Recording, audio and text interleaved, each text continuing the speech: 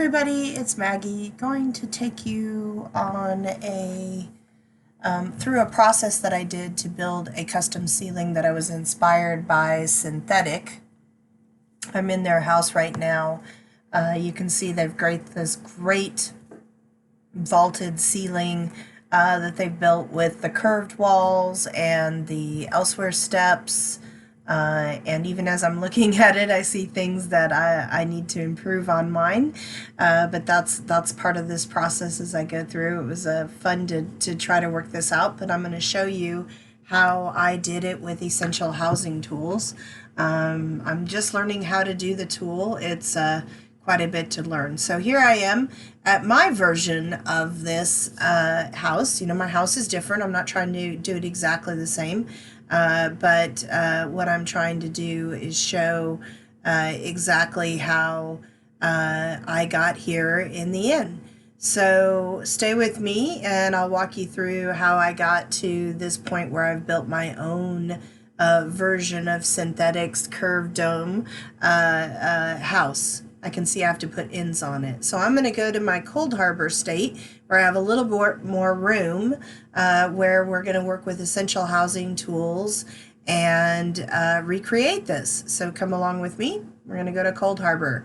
So coming into Cold Harbor, I have, we're just going to work with a couple things because all I'm trying to do is give you an idea of how you too can create these builds. Now, I will tell you, I'm in no way an expert. I'm just learning how to do this. Even as I went through and built this video, I figured out how to do things easier. So as we go along, we're going to learn to create a selection of these items, bring them together, manipulate them, etc. So you're first going to go in and create a new selection so that we're going to start empty. I remember, I think it's important to make sure you name things and so forth, so we'll do that in a second.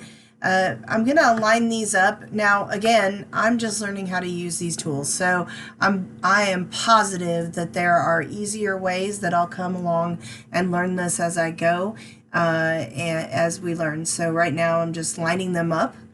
We're going to do that for a second, and I'll remember to use the tools that will help me organize. You can use your organize tool then to do different functions, like I'm straightening it up, or you can align it with another piece so it comes in order without you having to mess with it, etc. So, you know, you're just gonna have to play with those to learn it, because that's what I'm doing right now, and just kind of sharing what I'm learning. So I bring this other guy in here and then work to line it up. And there's ways to do that. So, and then I remember to align with. That is a good tool to work with because it seems to be the one that lines it up the easiest, and so forth. All right. There we go. Got it aligned. Whew. Takes a second. All right, so the next thing, I'm going to show you the hard way to link items together, and then in a little bit later I'll show you an easier way to do this. You can do the traditional way where you just right click, choose one as a parent, and then do the links, and you create the group like you do here. And this will let you move it around all as one piece, makes it easier to manipulate, and so forth. So that's definitely one way to do it. It's the way you do without Essential Housing Tools. Also, I'm going to show you in this one way you can do it, which is selecting the, my image isn't great there, but you're going to select the option that is in the radius the same as the target, so that you're only getting the items that are same as the target there. I'll show you a little easier way to do this a little bit later, but starting with that. So now I am going to, we're going to select the radius. You can see I'm getting all three items there.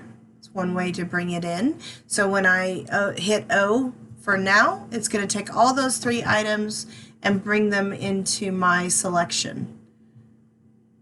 We're going to go name that now. Name it whatever it wants. Make it easy to remember which ones, because what's important here is you're building components to something larger, right? And you'll do this several times. I did it by building the walls and then the pieces of the stairs, and then built just each component as I did. You can lock it. You can then rotate it using the directions down on the bottom, which will let you do larger changes, bigger changes all at once. So you can easily move it around. So it's a great way to easily manipulate your pieces and work with them. So think of building everything in little components that you'll build up to making a bigger component. Save this and save often. I'm going to remind you to do that a lot. It's an easy way to restore what you did. So if you mess up something like I just did there, I pulled an item out, you can hit revert to last, and it's going to restore your item back to what it was. Now, there's some tricks on this. I think I don't know everything on working with the software clearly, but you know, I'm learning as I go. So right now we're going to copy this, and I'm going to show how you can just basically take what you build, and then let's say you need 3 of these, go in and copy and paste them, that they'll come out of your inventory. So I am looking for the right item. I don't know why I'm doing that. Copy the selection, you can see, and it puts 3 in my clipboard. So now I have 3 to work with, and then you can paste them from your inventory. You can pull them from elsewhere in the house. You can do several other options. So it's an easy way. As you can see, I'm gonna paste them from inventory. I put them back in my inventory, and now I'm gonna paste them back. Right? So you can pick them up, move them out. Now it unlinks them because it doesn't want to have any problems while you're linking and unlinking. So you need to adjust them again somehow. I don't know why it's doing that. I'll figure it out as I go. I probably got some setting that is doing something odd, and that's a user error. I'll figure it out as I go. So I'm going to line these back up, and then I'm going to link them. All right, so here we go. Oh, that's right. So I forgot this last time too. The reason why that it does it, it pastes it as a whole brand new selection. So it treats it like it's a brand new grouping, which is fine. It's how it keeps itself from getting confused. I just have to remember as when I'm using it that it's going to work that way. And so every time you paste it in, you're going to get a new selection. So I use bring to me to find it because I never know where it's going to go. Again, there's probably some setting that I need to figure out, but I have not done. So I'll fiddle with it and put it together. And then next time I do this, I'll show you some new tricks that I'll probably have learned to make it easier to work with these. So I'm going to remove it and then just show you a couple things with this other set here. That I've done what you can do, which is select these up, and then you can do builds with them. So I'm just using the copper plates because they're easy to work with. You select the radius. I like working on Cold Harbor because I don't actually accidentally get anything else when I want. It's going to select those 5 items, create us a new selection, which I'm going to name so that I remember what I'm working with, and then save it. Now the nice thing you can do, and you know, I think I have lots to learn here, is that you can go into the build section and then do all kinds of different builds. So like a cone or a circle. This one's going to put it in a circle, and you can see I've got items in a circle around me. I don't have the spacing right, which is why they're like that, but that's more to come as I learn that. But I wanted to share with you, you know, a way that you too could build some of these cool spirals and things like that. The spacing, you can see I'm going to move it into another selection here. I have no idea what I'm doing. For me, it's trial and error and just playing with it until I figure out what works. Bring to me seems to be the function. There, I got it moving, and then you can change it to other things. Pretty cool. More to come on that as I work. So I'm back to my house in the Hall of the Lunar Champion, And I am going to demonstrate how to take that cool build that I did and move it over here. So I exported it from my house over there. I didn't show that, but it's an import export, and then I'm going to import that back in. I'm going to paste it from inventory, which is going to take those 50 items, and then it's going to start building it. Now, I have no idea why it does this. I've said this before. I am sure there's a reason, and it's user error and a setting or something like that. I never know where it's going to build it. It will build it, I'm sure it's something to do with the x-axis, y-axis, all that kind of stuff, but it's not clear to me, but that is something that I'll figure out how to work with. So I'm waiting for it to finish to build, and now I'm going to start working to get this giant ceiling over to me that I've constructed. So I showed you how to do just a little piece of it, but really what it does is it creates a, I created a whole bunch of modular pieces like Legos, and then I created myself, looks like a spaceship of a ceiling, to work with. So I've moved it, created a selection, got them all together, and I've learned as I've went, you can click move as group, and I think that works fine, but I've also learned just to go ahead and link it, but I found a quicker way to do it now, which is go to changes for these items and click link group. It's going to link all those items you've selected together as a group, and easy peasy, they now work together. So do you have to do both move as group and link as group? I don't know. Does it cause issues in the way I do my builds? Possibly. I'll figure that out, or maybe Cardi will take some pity on me if he sees this video and send me a note. But as you can see, I have no idea where it is. So let's, what I usually do at that point then is start with bringing it to me, so it brings it somewhere in my sphere. So I'll start with there, and then frankly I'm just playing with a few of the, there you go, I can see the mothership, so we can bring it in, and then I just have started playing with the different options that are around a group to align it on between two targets or center on a target. Again, I don't know why it's doing these. I will learn, but you can see they're all selected as a group, and I can then come over here, choose where I want to center it between, or on an x-axis. I'm just trying to get it closer.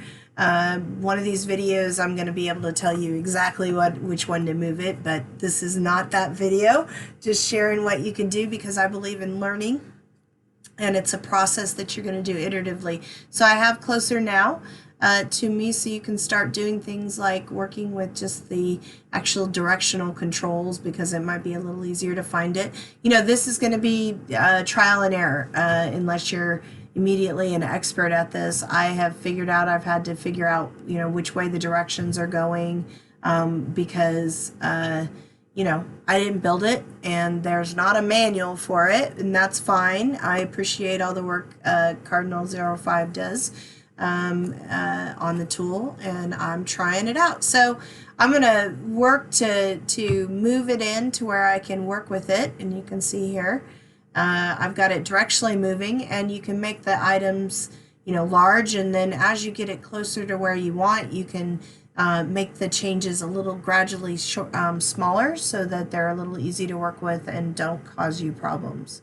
So as you can see, I'm bringing it in there, and I'm just going to fiddle with the controls a little bit so I can get it roughly where I want. So then what I have found the easiest to do is go in and actually just use your mouse and so forth to move the keys to get it, you know, almost exactly right, and then change it to the smallest changes, so that the changes are smaller as they move, and so you're making a little finer grain. And as you can see here, I'm just going to grab this group, use my mouse to get it approximately where I want, and you know, it may not be perfect, but then I can use those other controls to move it a little closer. And I've got some grid weirdness there, so you can see I'm causing myself problems, and I moved my step a little bit, but I'll go show you how to fix that without causing yourself much headache. So messing with the behemoth ceiling here, it's huge, so it's really important to make it as a group. And you can grab that one, the parent, and it pretty much moves everything together. Then you can use the controls to get it closer to where you want as you go. So again, I am going to learn as I go. You got to have a growth mindset and figure this out as you go. And each time I get a little better at doing it. It took me 2 days to do this ceiling. I had to figure out how to make the little modular pieces, and then figure out, you know, what would do. My build is a little different than synthetics that I got the inspiration from, so I had to make mine a little wider and perhaps look a little different. I had to add the little copper plate strips down the sides to make it a little wider than what they had envisioned. And again, I don't know if I'll end up with this. I just was so inspired what they did. I wanted to see if I could recreate it. So I'm going to come in here, and you can see I've got a little error here, but I'm going to show you how to fix that without causing yourself much issue. You're going to actually go back in and unlink the group, and then that will let you go in and alter one particular item on it. You can see it's unlinking. It's going to take a second. There's a lot of there's a lot of pieces. Excuse me. There's a lot of pieces that it's manipulating. It's going through and saying, looking for different IDs and unlinking it. And then I forget to turn off it's going to move it as a group. So when I move this is how you learn. It's going to go, oh, I'm going to move it as a group, and it's going to move everything to match what I just did. So, you know, that's no problem because I'm going to know how to fix it. You can just quickly undo what you did by hitting your undo option. And then I'm going to click off the move as group so that I can ungroup those. And that's where, you know, having both of those might not be how you work it. So I'm going to pick that item up and adjust it there. So this is how you're going to go around your build and fix anything that got a little wonky in the way you envisioned it, and go from there. So there we go. I've cleaned it all up and messed with all the little pieces. I'm going to show, I think it's important. I don't always do this, but to go around each side, I had some little mess ups there, but I went in and corrected them. And now I'm going over here onto the other side. You need to look at it from all sides to make sure that it's exactly what you envisioned it to be and that it looks good. You know, you can always cover up with vines if there's something that just won't work right. So it's a good way to create your space, make it, use the tools to make something really big. So I was inspired by something I saw in another player's house, and I decided to figure out how would I go create that myself. So I'm pretty proud of what I've done here. There's, you know, little mess ups I'm going to do, but remember to save, and save often. That way, when you don't like it, or you decided that the way it worked isn't quite right, you can restore it. So everything is easy to work with. So thanks for watching. I hope you enjoy what I did and you learned something new today. I'll share more housing tips as I go, and learning essential housing tools. Thank you for Synthetic for the great inspiration, and Cardinal05 for the great tools. Like, share, and subscribe, and happy housing. Bye!